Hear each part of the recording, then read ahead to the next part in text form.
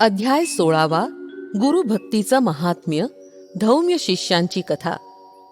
ओम श्री गणेशाय नमः. श्री सरस्वत्यै नमः. श्री गुरुभ्यो नमः. श्री कुलदेवतायै नमः. नामधारक सिद्धांना म्हणाला, स्वामी, तुम्ही श्री गुरुचरित्र आणखी सविस्तर सांगा. सगळे शिष्य तीर्थयात्रेला गेल्यानंतर श्री गुरूंच्या जवळ कोण राहिलं, पुढे काय घडलं ते मला सविस्तर सांगा. नामधारकानं असं विचारलं असता सिद्धांना अतिशय आनंद झाला. ते म्हणाले, नामधारका, तू खरोखरच धन्य आहेस. तू खरोखरच श्रेष्ठ गुरुभक्त आहेस. आज तूच माझ्यावर उपकार केले आहेस. माझं मन अविद्यारूप गाढ निद्रेत झोपलं होतं. तुझ्यामुळे ते जागृत झालं आहे. तू माझा प्राणसखा आहेस. तुझ्यामुळे मला सुखलाभ झाला आहे. मला श्री गुरुचरित्र आठवलं. आज तूच मला सुधामृत सागरात लोटलं आहेस. तू माझ्यावर अनंत उपकार केले आहेस. त्यामुळे मी अत्यंत संतुष्ट झालो आहे. तुला पुत्र पौत्रांची प्राप्ती होईल. तुझ्या घरी कधीही दुःख दारिद्र्य येणार नाही. तुला सर्वत्र मान सन्मान प्राप्त होतील. तुझ्या घरी अष्टैश्वर्ये नांदतील. श्री गुरुचरित्र साक्षात कामधेनू आहे. ते चरित्र मी तुला विस्तारानं सांगतो. श्री गुरुच्या आज्ञेनं सर्व शिष्य तीर्थयात्रेला गेल्यानंतर श्री गुरु वैजनाथ क्षेत्री गुप्तपणे राहिले. त्यावेळी त्यांच्याबरोबर मी होतो. 1 वर्षभर श्री गुरूंचं तिथं वास्तव्य होतं. एके दिवशी एक तपस्वी ब्राह्मण श्री गुरूंच्याकडे आला आणि त्यांच्या चरणांवर डोकं ठेवून म्हणाला, स्वामी, मी अज्ञान सागरात बुडलो आहे. माझा उद्धार करा. माझं रक्षण करा. मी खूप दिवस तप केलं, पण मला अद्याप आत्मज्ञान झालेलं नाही. माझं मन एकाग्रच होत नाही. ज्ञान झालं नाही तर तपश्चर्या व्यर्थ आहे. आज तुमचं दर्शन झाल्यानं मला अतिशय आनंद झाला आहे. तुम्हीच या विश्वाचे तारक आहात. तुम्ही सद्गुरू आहात. म्हणून मला उपदेश करा, म्हणजे मला त्वरित ज्ञानप्राप्ती होईल. तो ब्राह्मण असं म्हणाला असता श्री गुरु हसून म्हणाले,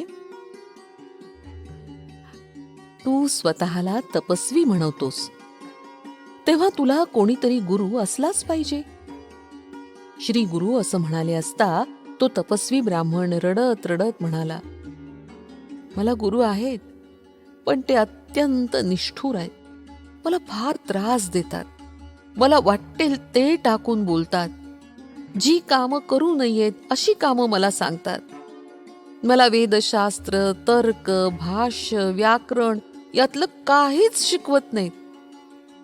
तुझं अंतःकरण अद्याप स्थिर शांत नाही असं म्हणून मला दुसरीच कामं सांगतात. पण मी त्यांची कोणतीही आज्ञा मानत नसे. त्यामुळे ते माझ्यावर खूप रागवत असत. या सर्व त्रासातून सुटका करून घेण्यासाठी मी त्यांचा त्याग केला. त्या ब्राह्मणाचं हे बोलणं ऐकून श्री गुरूंना हसू आलं. ते त्याला म्हणाले, तू मोठा आत्मघातकी आहेस. हे तुझं वर्तन म्हणजे स्वतःचं नाक कापून दुसऱ्याला अपशकुन करण्यासारखं आहे. अरे, तू स्वतःचे गुणदोष पाहत नाहीस आणि आपल्या गुरूंचे दोष ओरडून सांगतोस. तुझी बुद्धी भ्रष्ट झाली आहे. तू गुरुद्रोही आहेस. मग तुला ज्ञानप्राप्ती कशी होणार? घरात द्रव्याचा ठेवा असताना तो मिळवण्यासाठी रानोरान कशासाठी भटकायचं? घरी कामधेनू असताना ताकासाठी दारोदार फिरण्यात कोणता शहाणपणा? जो गुरुद्रोही असतो त्याचं इहपर कल्याण कधीच होत नाही. त्या दिवांधकाला ज्ञान प्राप्त कसं होणार? जो आपल्या गुरुची मनोभावे सेवा करतो त्याला सर्व प्रकारचं ज्ञान होतं. अष्टसिद्धी वश होतात. यासाठी गुरुला शरण जावं. श्री गुरूंनी असं सांगितलं असता तो ब्राह्मण त्यांच्या चरणांना वंदन करून हात जोडून म्हणाला, स्वामी, आपण जगद्गुरू आहात.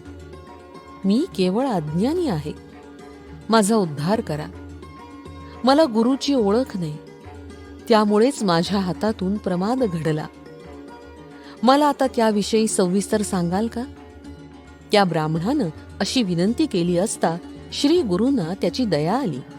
ते त्याला म्हणाले, गुरु हे मात्या पित्या समान असतात.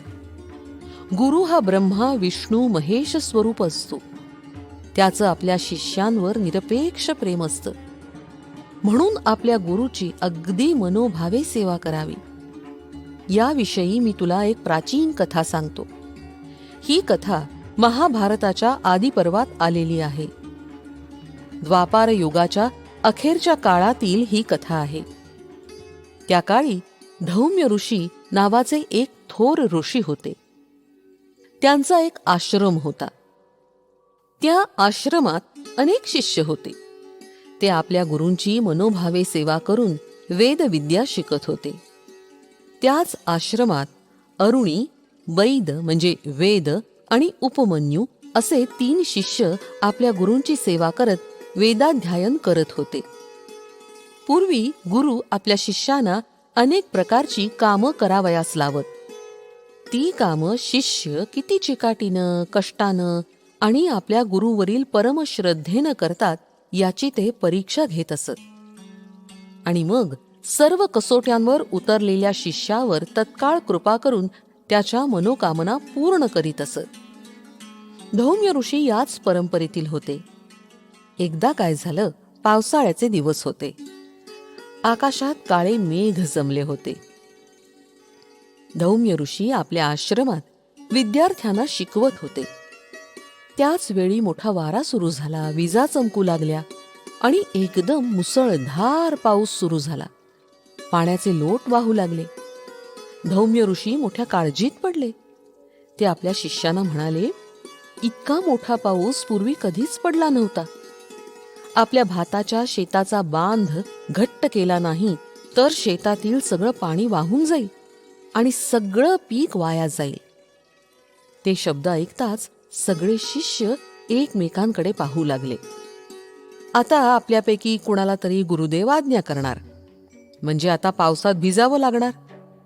काय ही कटकट, असा विचार करून काहीतरी कारण काढून एक एक शिष्य उठला आणि आपापल्या झोपडीकडे निघाला. त्या शिष्यात अरुणी नावाचा जो शिष्य होता तो अत्यंत नम्र, कष्टाळू होता. गुरूंनी सांगितलेलं कोणतंही काम करण्यास तो एका पायावर उभा असे. आपल्या गुरूंवर त्याची नितांत भक्ती होती. कुठल्याही कामाची त्याला लाज वाटत नसे. अरुणी हात जोडून आपल्या गुरूंना म्हणाला, गुरुदेव मला आज्ञा करा, मी जातो आणि बांध पक्का करून येतो. धौम्य म्हणाले, जा बाळ, बांध घट्ट करून ये. कितीही त्रास पडला तरी आळस करू नकोस. अरुणी त्या पावसातून धावत शेतात गेला. पाऊस पडतच होता आणि शेताचा बांध फुटला होता. त्यातून पाणी जोरात वाहून जात होतं. अरुणीने मोठे मोठे दगड तिथं आणून टाकले, माती घातली, पण पाण्याला इतका ओघ होता की आडवे सगळे दगड वाहूनच जात होते आणि त्याच्या सगळ्या प्रयत्नांवर पाणी पडत होतं. त्याला अतिशय वाईट वाटलं. आता काय करायचं? अरुणी पुढे मोठा प्रश्नच उभा राहिला. बांध घट्ट कसा करायचा? पाणी अडवायचं कसं? आपणास काही जमत नाही म्हणून तसंच परत नाही जायचं. छे छे, हे होणं नाही. प्राण गेला तरी चालेल, पण तसंच परत जायचं नाही. अरुणीनं निश्चयपूर्वक ठरवलं. विचार करता करता त्याला एक चांगली युक्ती सुचली. शेताचा बांध जिथं फुटला होता तिथं तो आडवा पडला. त्यामुळे वाहून जाणारी माती, दगड त्याच्या शरीराला चिकटून बसली. त्यामुळे चांगला बांध तयार झाला. या जिवंत बांधापुढे पाण्याला हार खावी लागली. आता शेतातून पाण्याचा एक थेंब सुद्धा वाहून जात नव्हता. अरुणी मोठ्या आनंदानं आपल्या गुरूंचं स्मरण करत होता. संध्याकाळ झाली तरी अरुणी तसाच पडून होता. रात्र झाली तरी आरुणी परत आश्रमात आला नाही.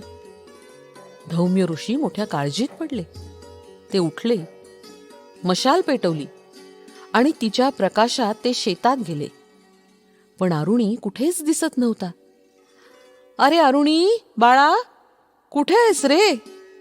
अशा हाक मारू लागले. "आरुणी, ए आरुणी!" पण काही उत्तर मिळेना.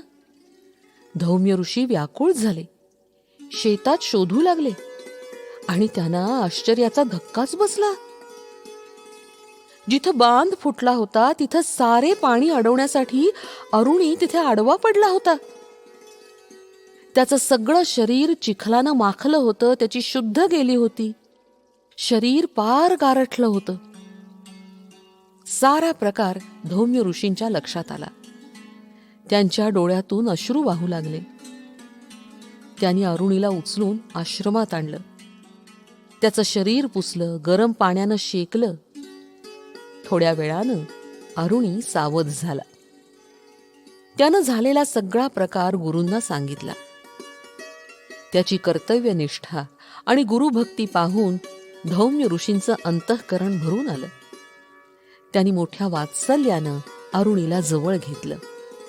त्याच्या मस्तकावर वरदहस्त ठेवून ते म्हणाले, "बाळ अरुणी, तुझ्या भक्तीनं मी प्रसन्न झालो आहे. तुला सर्व विद्या प्राप्त होतील. तुझं जीवन सुखी होईल."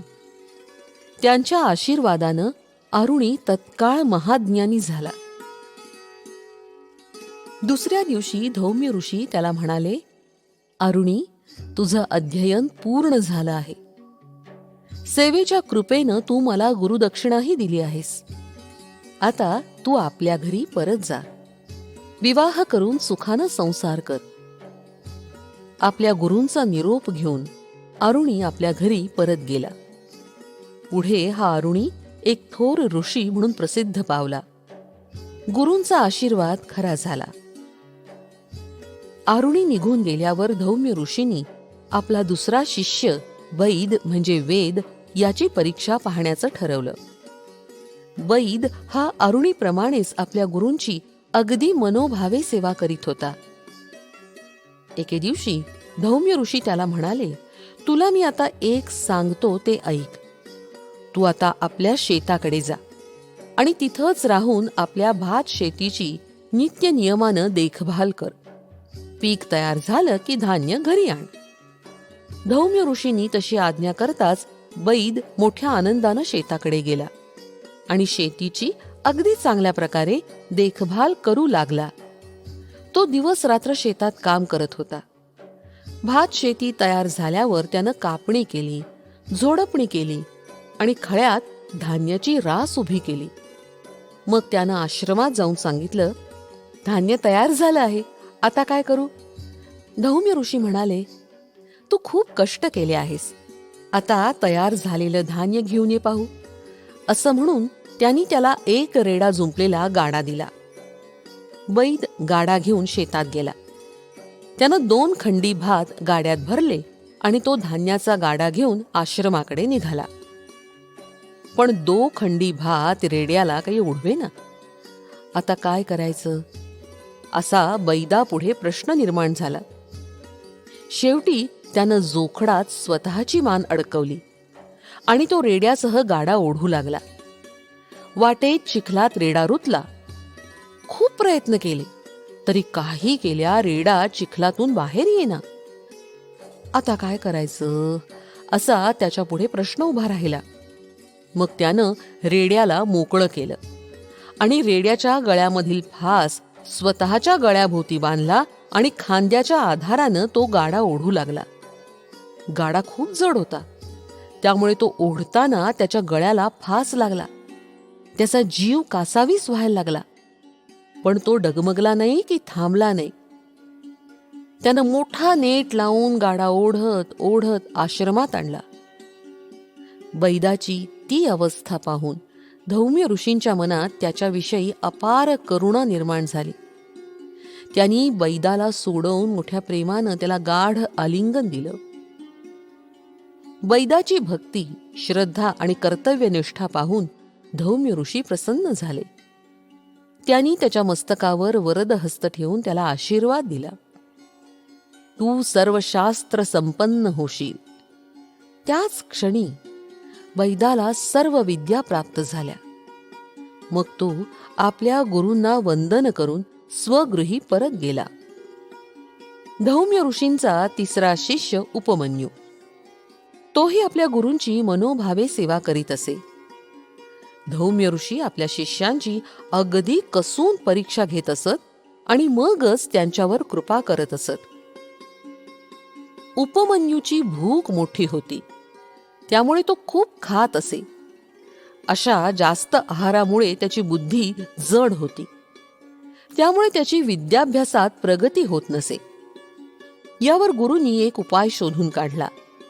त्यांनी त्याला गाई गुरे चारण्याचं काम दिलं. गुरूंच्या आज्ञेनं उपमन्यू दररोज गुरं वासरं रानात घेऊन जात असे. तो दिवसभर गाई गुरांना रानात चरवत असे आणि त्यात संध्याकाळी परत आणत असे. आता याची परीक्षा घ्यायची असं गुरूंनी ठरवलं. नेहमीप्रमाणे उपमन्यू संध्याकाळी गायींना घेऊन परत आला. तेव्हा गुरूंनी त्याला विचारलं, बाळ उपमन्यू, मी तर तुला काहीच खायला देत नाही, तरी सुद्धा तुझं शरीर इतकं पुष्ट कसं? उपमन्यू म्हणाला, गुरुदेव, गुरं वासरं रानात चरत असताना मी दुपारच्या वेळी जवळपासच्या 4 घरी अन्नाची भिक्षा मागतो आणि जेवतो. गुरु धौम्य म्हणाले, अरे, मिळालेली भिक्षा मला अर्पण केल्याशिवाय खाणं योग्य नाही, ते पाप आहे. तेव्हा जी भिक्षा मिळेल ती प्रथम मला देत जा. गुरूंच्या आज्ञेप्रमाणे उपमन्यू वागू लागला. गुरु पण त्या भिक्षेतील एक कणही उपमन्यूला देत नसत. काही दिवसांनी गुरूंनी पुन्हा त्याला विचारलं, बाळ, आता तू काय खातोस? उपमन्यू म्हणाला, गुरुदेव, पहिली भिक्षा तुम्हाला देतो आणि दुसरी भिक्षा मी खातो. तेव्हा गुरु म्हणाले, अरे, 2 वेळा भिक्षा मागणं पाप आहे. उपमन्यूनं गुरूंच्या आज्ञेचं पूर्ण पालन केलं, पण तरी सुद्धा त्याचं शरीर पूर्वीसारखंच पुष्ट. गुरूंनी विचारलं, अरे उपमन्यू, आता काय खातोस? उपमन्यू म्हणाला, गुरुदेव, आता मी गाईचं दूध पितो. गुरु म्हणाले, अरे, हे तर सर्वात वाईट. उपमन्यूनं गुरूंची आज्ञा मान्य केली. पण काही दिवसांनी पुन्हा उपमन्यू पूर्वीसारखाच पुष्ट पाहून गुरूंनी विचारलं, बाळ, आता काय खातोस? उपमन्यू म्हणाला, गुरुदेव, रानात गायींना वासरं पिऊ लागली की त्यांच्या तोंडातून गुरुदेव, रानात गायींना वासरं पिऊ लागली ना की त्यांच्या तोंडातून दूध बाहेर गळतं. ते गळणारं दूध मी द्रोणात धरून पितो. तेव्हा गुरु म्हणाले, अरे रे, ही तर सर्वात वाईट गोष्ट. उष्ट काही खाल्लं तर माणसाची बुद्धी मंद होते. मग उपमन्यूनं तेही सोडून दिलं. आता त्याला उपवास घडू लागला. काय खावं त्याला समजेना. तो भुकेनं अगदी कासावीस होत असे. संध्याकाळी परत येताना त्याच्या अंगात अगदी त्राण म्हणून नसे. एके दिवशी रानात रुईच्या पानातून पांढरा शुभ्र चीक गळत असल्याचं उपमन्यूनं पाहिलं. त्याला वाटलं, हेही दूधच आहे, हे उष्ट दूध नाही. असा विचार करून त्यानं पानांच्या द्रोणात तो चीक धरला. दूध समजून तो प्यायला, पण पिता पिता त्याच्या डोळ्यात तो चीक गेला. त्यामुळे त्याची दृष्टीच गेली. तो आंधळा झाला. त्याला समोरचं काहीही दिसेनासं झालं. आंधळ्यासारखं चालताना तो अचानक विहिरीत पडला. आता गुरांना घरी कसं न्यायचं? त्याच्या पुढे मोठाच प्रश्न पडला. आता आपणास गुरुदेव रागावणार, त्यानं काय सांगायचं? पण त्याला विहिरीतून बाहेरही पडता येईना. संध्याकाळ झाली. गुरं आश्रमात परत आली. अजून उपमन्यू कसा नाही आला? धौम्य ऋषींना काळजी वाटायला लागली. ते त्याला शोधण्यासाठी रानात गेले. धौम्य ऋषी त्याला मोठ्यानं हाका मारू लागले, बाळ उपमन्यू, बाळ उपमन्यू. गुरूंचे शब्द कानी पडताच विहिरीत पडलेला उपमन्यू मोठ्यांदा म्हणाला, गुरुदेव, मी इथे विहिरीत पडलो आहे. अरे, तू विहिरीत कसा पडलास? असं त्यांनी विचारलं असता उपमन्यूनं जे घडलं ते सर्व सांगितलं. ते ऐकताच धौम्य ऋषींना अतिशय वाईट वाटलं. त्यांच्या मनात अपार कृपा निर्माण झाली. त्यांनी उपमन्यूला अश्विनी कुमारांचं स्मरण करण्यास सांगितलं. त्यांनी अश्विनी कुमारांचा धावा करताच प्रसन्न झालेल्या अश्विनी कुमारांच्या कृपेनं उपमन्यूला पुन्हा दृष्टी आली. तो विहिरीतून बाहेर आला. त्यानं आपल्या कृपासागर गुरुदेवांच्या चरणांना भक्तिभावानं वंदन केलं. उपमन्यूचा भक्तिभाव, त्याची गुरुवरील अनन्य निष्ठा हे सारं पाहून धौम्य ऋषींनी त्याला पोटाशी धरलं. प्रसन्न झालेल्या धौम्य ऋषींनी आशीर्वादपूर्वक आपला वरदहस्त उपमन्यूच्या मस्तकावर ठेवला. त्याच क्षणी उपमन्यूला सर्व विद्या प्राप्त झाल्या. त्यांनी त्याला घरी जाण्यास परवानगी दिली. धौम्य ऋषी त्याला म्हणाले, उपमन्यू, तुला सर्व विद्या प्राप्त झाल्या आहेत. आता तू घरी जाऊन सुखानं संसार कर. तुला खूप मोठी कीर्ती प्राप्त होईल. तुला अनेक शिष्य मिळतील. तुझा शिष्य उत्तंक मोठा ज्ञानी आणि पराक्रमी होईल. गुरुदक्षिणा म्हणून तो शेषाला जिंकून कुंडला आणून देईल. जनमेजय राजाला सर्पसत्रात मदत करेल. इंद्राला तक्षकासह शरण आणेल. धौम्य ऋषींनी असा आशीर्वाद दिला आणि उपमन्यू आनंदानं स्वगृही गेला. सिद्ध म्हणाले, नामधारका, गुरुसेवेची आदर्श उदाहरणं आणि गुरुसेवेचं महात्म्य याविषयी श्री गुरु नृसिंह सरस्वतींनी त्या तापसी ब्राह्मणाला धौम्य ऋषींच्या कथा सांगितल्या. त्या कथा सांगून श्री नृसिंह सरस्वती ब्राह्मणाला म्हणाले, तू गुरु कडक बोलतात, वाटेल ती कामं सांगतात म्हणून त्यांचा त्याग करून इथे आलास. तू मोठा गुरुद्रोही आहेस. तू आपल्या गुरूंची निंदा केलीस. हे महापाप आहे. श्री गुरु नृसिंह सरस्वती असे बोलले असता तो तापसी ब्राह्मण पश्चात्तापानं पळून निघाला. मोठ्यांदा रडू लागला. स्वतःची निंदा करू लागला. गुरुद्रोहाचं प्रायश्चित्त म्हणून मी आता प्राणत्याग करतो असं म्हणू लागला. पश्चात्तापेन शुद्धती या वचनानुसार त्या ब्राह्मणाचे गुरुद्रोहाचे पाप नाहीसे झाले.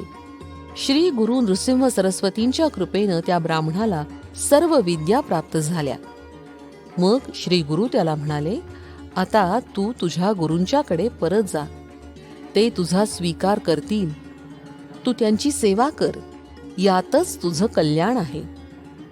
त्या तपस्वी ब्राह्मणानं ते मान्य केलं आणि तो आपल्या गुरूंकडे गेला. सिद्धयोगी नामधारकाला म्हणाले, तो ब्राह्मण निघून गेल्यावर श्री नृसिंह सरस्वती कृष्णा नदीच्या तीरावर भिल्लवडी इथे गेले. तेथील वास्तव्यात त्यांचा महिमा सर्वत्र पसरला.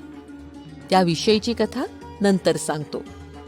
अशा रीतीनं श्री गुरुचरित्रामृतातील गुरुभक्तीचं महात्म्य धौम्य शिष्याची कथा नावाचा अध्याय 16वा समाप्त. श्री गुरुदत्तात्रेयार्पणमस्तु.